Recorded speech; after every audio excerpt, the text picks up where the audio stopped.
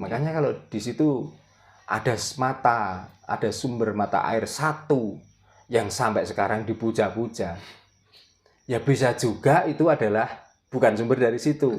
Bisa juga dialirkan dari danau atau dari sungai mana. Ya. Tapi karena orang itu supaya bisa makan bagaimana? Ya itu diklaim bahwa itu air mukjizat.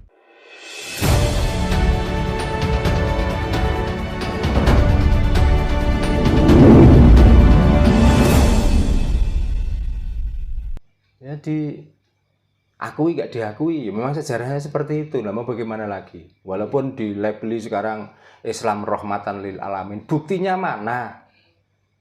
Gitu loh. Di mana saja orang yang selalu sibuk mencari kesalahan orang lain adalah orang Islam.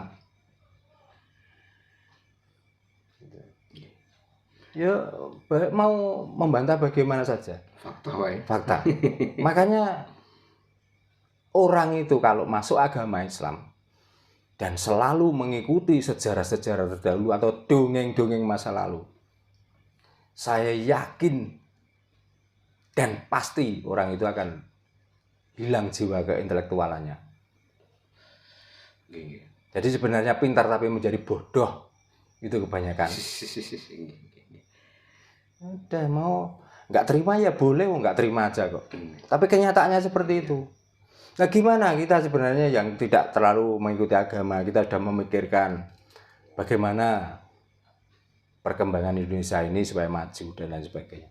Nah orang yang terlalu kental mengikuti ajaran itu selalu membaca sejarah-sejarah masa lalu, cerita-cerita masa lalu, dongeng-dongeng masa lalu. Ini terus diajarkan, diberitakan. Tiap hari sibuk untuk menyampaikan cerita-cerita itu, berita-berita itu.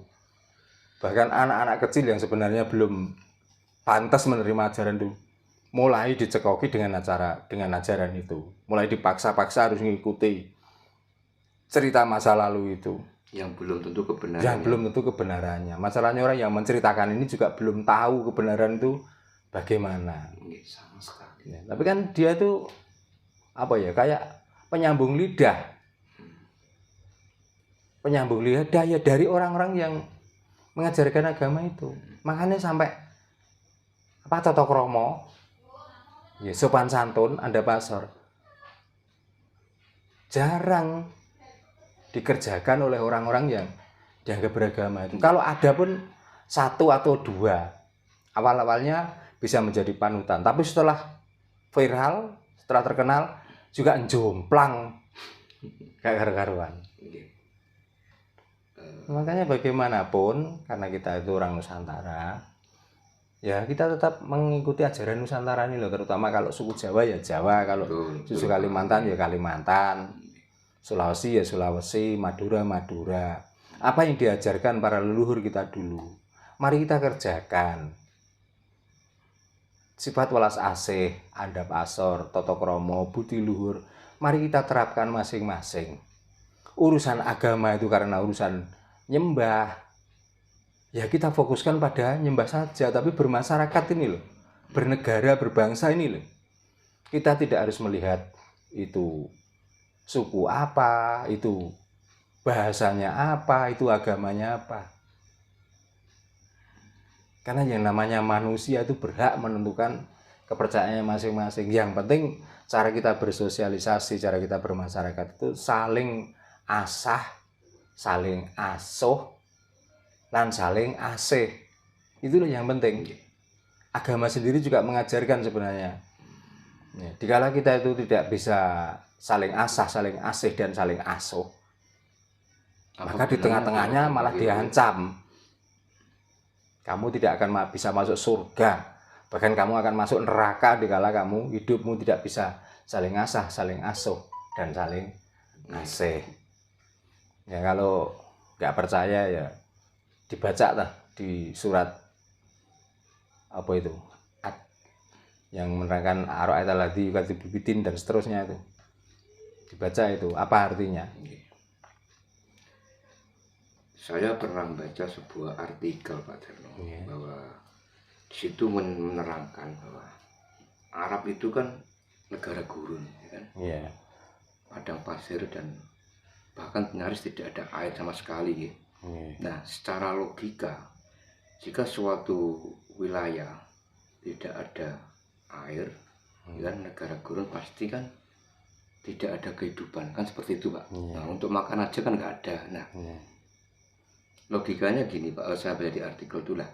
Berarti kalau di negara gurun tidak ada air, tidak ada tumbuh-tumbuhan, ya, pasti tidak ada manusia dong. Nah, jangan-jangan Islam itu juga nggak ada, bahkan Allah sendiri juga nggak ada. Seperti itu, Pak, dalam artikel yang monggo dicoba jelaskan. Ya kan sudah jelas dari beberapa narasumber, dari beberapa ilmuwan. Ya. Sebenarnya ilmuwan apa saja kalau dibahasakan Arab itu juga ulama. Ulama atau alim itu artinya orang yang berilmu. Betul. Dalam arti berilmu itu sudah bisa membaca alam ini. Bukan membaca kitab itu namanya ulama. Kalau membaca kitab ternyata apa yang ditulis di kitab adalah dongeng, cerita. Gitu. Makanya yang dinamakan ulama atau alim waktu di zaman dahulu memang negara Arab itu juga negara yang kosong. Betul. Tanpa penduduk sama sekali. Negara tandus gitu, Pak. Ya, karena di situ tidak ada air, tidak ada tumbuh-tumbuhan dan lain sebagainya. Lah kenapa negara Arab itu tiba-tiba kok? Wong sebenarnya itu juga bukan negara Arab sebenarnya. Wong Arab itu juga diartikan banyak. Arab itu ada namanya orang kalau bahasa sini ya orang transmigrasi. Ya, orang transmigrasi dari negara lain yang waktu itu dia itu nggak punya tempat di sana. Akhirnya larinya di tempat-tempat yang jauh dari pemukiman, jauh dari negara. Nah, mereka ya saat tempat yang tandus dan lain sebagainya itu, maka kalau di situ ada sumber itu bukan dari situ tapi aliran dari entah dari gurun atau dari gunung yang lain diarahkan ke situ karena apa? Untuk menghidupi orang-orang yang menempati di situ itu. Ya. Makanya kalau di situ ada sumber mata air satu yang sampai sekarang dipuja-puja, ya bisa juga itu adalah bukan sumber dari situ. Betul. Bisa juga dialirkan dari danau atau dari sungai mana. Ya. Tapi karena orang itu supaya bisa makan bagaimana? Ya itu diklaim bahwa itu air mukjizat atau air suci. Itu seperti di sini minuman toak itu juga banyak memabukkan. Tapi bagaimana supaya toak itu bisa laku? Ya kita labeli, bisa menghancurkan batu ginjal, bisa ngobati emah dan lain sebagainya, kan sama saja. Tapi kalau sudah istilahnya itu diteliti dengan para ilmuwan secara medis, sebenarnya nggak bisa untuk mengobati penyakit itu. Tapi memang ini sudah terdogma dan orang banyak yang sudah percaya, ya maka ditetapkanlah toak itu untuk mengobati ginjal, untuk mengobati mah dan lain sebagainya. Lah mungkin di sana itu ada sumber mata air satu-satunya yang dekat di bangunan Ka'bah itu yang namanya air Zam-Zam. Ini yang dipuja-puja, yang katanya bisa menyembuhkan ini, menyembuhkan itu, bisa membawa berkah dan lain sebagainya. Buktinya, betul Pak. Banyak orang sakit yang mengharapkan air itu, nyatanya kok sama. Setelah minum nggak apa-apa juga perginya ke dokter. Makanya sampai saya tuh, ya maaf ya, negara Arab yang dinamakan Mekah sendiri itu seandainya nggak ada Ka'bah gitu, melarat Pak. Bukan melarat lagi. Apa harga diri orang sana itu loh? Karena di situ terkenal bangsa primitif, 1, 2, bangsa kebodoh yang sangat luar biasa. Tentang ketuhanan, tentang peradaban, tentang yang lain-lainnya. Itu negara yang paling tertinggal dibanding negara-negara lain sebenarnya. Tapi karena bangsa kita sudah terdogma dan bangsa kita sudah terdoktrin, karena di sana dikatakan tanah suci, ya sudah kita ngeklaimnya juga tanah suci. Makanya setiap datang ke sana ya datang ke tempat ke Tanah Suci. Setelah datang di sana nanti mengaku bahwa dia itu tamunya Allah. Nah, itu loh. Terus sampai kapan Pak kita dibodohi terus Pak Terno?